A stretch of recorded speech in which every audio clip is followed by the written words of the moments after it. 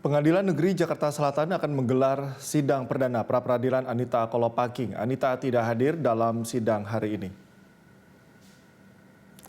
Sidang pra-peradilan dipimpin oleh Hakim Ketua Ahmad Sayuti. Jadwal sidang seharusnya digelar pada 31 Agustus lalu, namun diubah karena adanya cuti bersama. Anita melanggar pasal 263 ayat 2 KUHP terkait penggunaan surat palsu dan pasal 223 KUHP tentang upaya membantu kaburnya tahanan. Saat ini ia ditahan di Rutan Bareskrim Polri. Terima kasih Mbak Anita.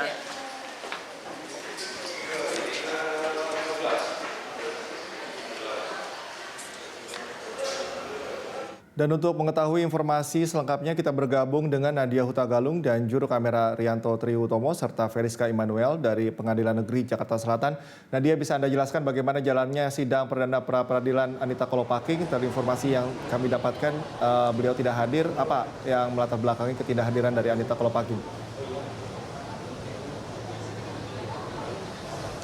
Ya, Cikal dan juga pemirsa, Pengadilan Negeri Jakarta Selatan hari ini menggelar sidang perdana pra-peradilan terhadap Anita Kolopaking, seseorang yang pernah menjadi kuasa hukum terhadap terpidana kasus hak tagih Bank Bali, Joko Chandra. Seperti yang Anda katakan tadi, memang seharusnya sidang ini dimulai atau diberlangsungkan pada 21 Agustus lalu, namun karena adanya cuti libur bersama maka akhirnya sidang berlangsung hari ini Senin 24 Agustus 2020.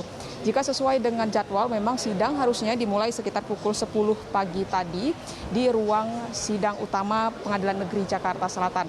Namun hingga saat ini di pukul 11:30 ini memang bisa kita lihat bersama sidang belum juga dimulai, dan kami juga belum melihat memang pihak pemohon, dalam hal ini adalah Anita Kolopaking, hadir di Pengadilan Negeri Jakarta Selatan.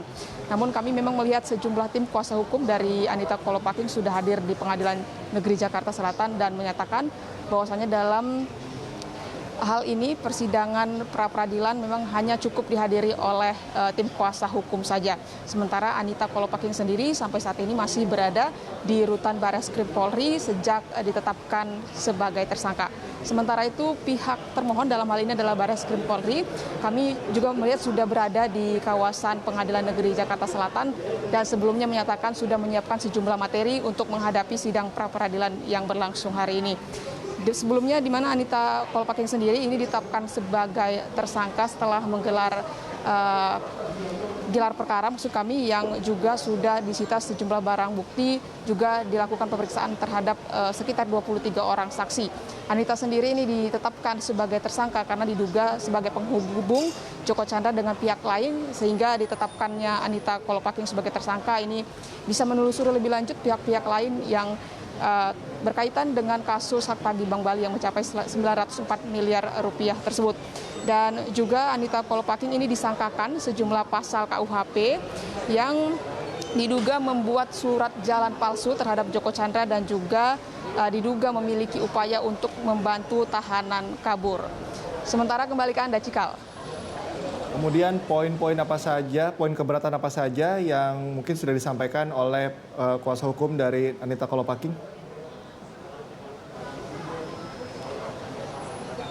Ya, Cikal, pihak permohon dalam hal ini Anita Kolopaking dan juga sejumlah tim kuasa hukumnya ini mengajukan sidang pra-peradilan ini adalah untuk melawan begitu penetapan status tersangka yang diberikan oleh pihak Bareskrim Polri terhadap Anita Kolopaking.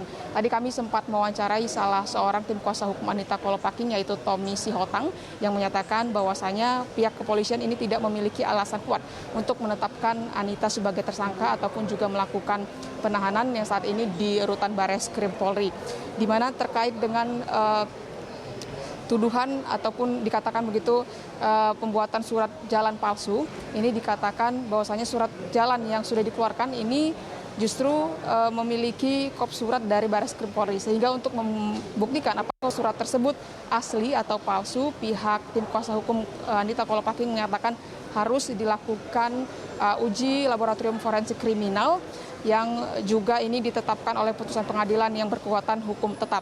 Dan terkait dengan dugaan bahwasanya Anita Kolopaking memiliki upaya untuk membantu tahanan kabur. Dikatakan oleh tim kuasa hukum bahwasanya pada saat pertemuan antara Joko Chandra dan juga Anita Kolopaking yang berlangsung sekitar 6 atau 8 Juli 2020, saat itu Joko Chandra dikatakan belum ditetapkan sebagai tersangka dan dikatakan Joko Chandra sendiri dijadikan sebagai daftar pencarian orang atau DPO yaitu pada 27 Juni 2020. Dan nantinya setelah proses sidang perdana peradilan ini berlangsung, yaitu adalah pemeriksaan kelengkapan administrasi untuk sidang pra peradilan dan juga pembacaan permohonan yang nantinya akan disampaikan oleh tim kuasa hukum.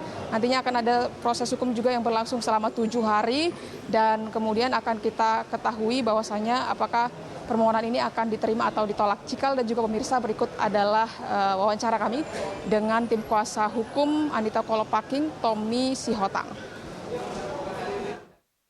Pemohon prinsipalnya nggak hadir karena kan lagi ditahan, tapi kuasa-kuasa hukumnya hadir semua. Ya, kalau hakim perintahkan dibacakan, kami akan bacakan. Kalau tidak juga nggak apa-apa juga karena dia udah terima permohonan itu dan termohon juga udah terima permohonannya. Itu tinggal kesepakatan aja, itu nggak substantif itu. Mungkin kalaupun dibacakan pointersnya aja. Ini kan peradilannya keberatan pemohon terhadap penetapan tersangka dan segala akibat hukumnya.